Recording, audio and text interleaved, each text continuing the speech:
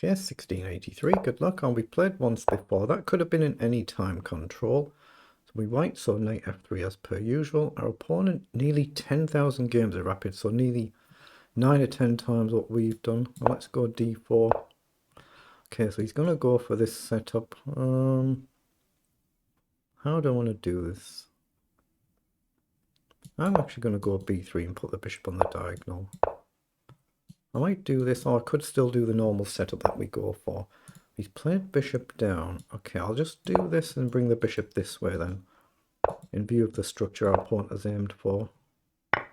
He takes, so we'll take back. But yeah, the game we played before could have been any time control. It could have been rapid, but it could have been something else.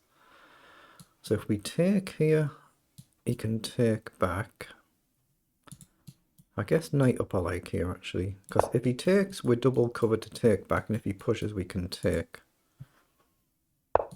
So he's played queen down. Okay. What if I cast? He wants to go queen side, I'm guessing.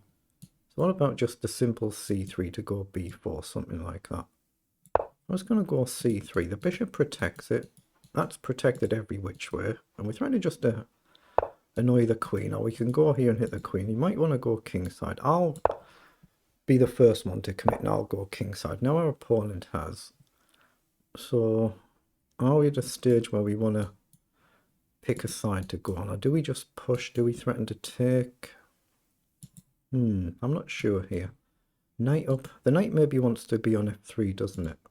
But do I just do this and this, but then I've got a backward pawn? I'm not sure. I'm going to play, well, I want to play c4, but it kind of, if I go here, I don't see what I'm doing afterwards. I'm going to play c4. I don't know if it's good or bad. I might bishop back and put the knight here. But we still well protect this pawn. If he comes in, it's covered. We're just going to try and maybe gain a little bit of space and then try and attack. Not an easy position to create any quick chances from. Okay, so I'll play a3. You can't afford to obviously think too much on every move that you get, or your clock vanishes. So he's gone back. So I like the idea of just b4. I just keep trying to advance slowly and steadily does it, and then eventually at some point I'm going to say we might try and take. Is this the moment? Because if he takes back, there's an exchange there. He might have forgotten about that. So we can win a rook for the bishop. Okay, it's got to be right to take, right? So now we can activate the rook with a tempo on the queen, or we can try and open things up, but he doesn't have a light squared bishop himself, which is important. But I don't want him to get too big an attack building up, so I can take. Maybe I can queen up here again. I guess he can push. Take, if he goes the knight, I just take, so he'll go with the pawn. So I like the idea of taking there and opening the file a little bit. So I can do the knight like this, or maybe queen here. I guess he can just push right now. I don't want just a quick kingside attack to come. So I'm a little bit wary of. Knight here attacks the pawn. Queen here attacks the queen. But I think I'm going to go this way and try and get one of these off the board. Oh, he's moved very quickly there. Okay, let's try and force a piece off the board. Try and use a little bit of thinking time if you can. Don't play too mega quickly. So here, what's his idea? It might as well cut this path. He's trying to get the queen maybe here and here, I guess. But if we get the queen off the board, we'd be very good, very happy. Queen here, I think we've got queen down. Maybe I just simply kick the knight now, because he's opening up a threat. But I've got queen down to offer the queen trade. And how does he avoid it? Or I can go this way and just be a little bit more ultra cautious and kick the knight back. But he goes here, doesn't he? So I like the idea of getting forward now. Just offer the queen trade. He'll know he shouldn't trade the queen, so can he find a good useful square for it to avoid it? Like b6 is an obvious square, but we're threatening maybe just to simply push the pawn, or we hit the bishop as well, of course. It was just that one mistake with the exchange, and he's just made a couple of quick moves, I think, slightly at the wrong moment. Yeah, so he's played there, so we can just simply take the bishop, and there's no immediate attack, is there? So we might as well take it. And it's almost over. So okay, so surely we can take here, we're safe. Yeah, that's... Don't need to calculate too much there. We just sidestep, we threaten this, we threaten this. So he attacks our bishop, so we can take with a check, and then that's actually covered. So we can take, he'll go here.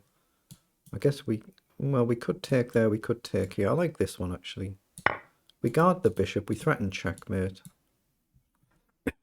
Got queen to g4, but we can actually just simply take here, and then we're a clean rook up. It's just cleanly winning. If you're in any doubt, just trade there. Push your pawn, rook across, and it wins. So I'll do that just for the purposes of demonstrating it, but it's basically over here. So rook across and rook down, and his king's too far away. So we just bring the rook in. If you're in any doubt, just simplify the game like that, and then that should be good. And it's just a case of not blundering some stalemate or some nonsense like that. So we managed to get a win. He just went slightly wrong, didn't he? So let's just see what it was. There's always something to learn from every game. So 33 moves, they're the move turns for both players. Let's put it through the analyzer.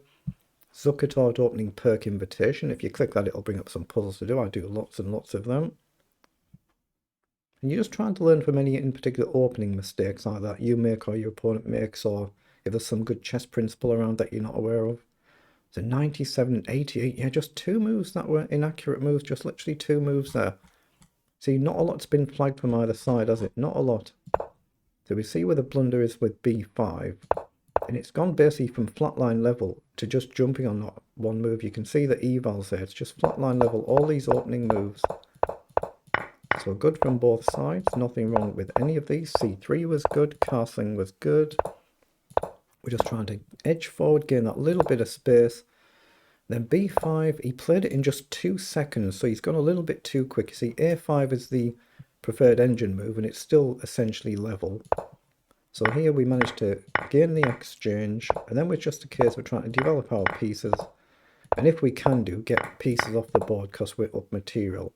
So here we could play h3 and just kick the knight back. But I just tried to push the pawn and bring the queen and get the queen off. We pick up the bishop. King's very, very safe here.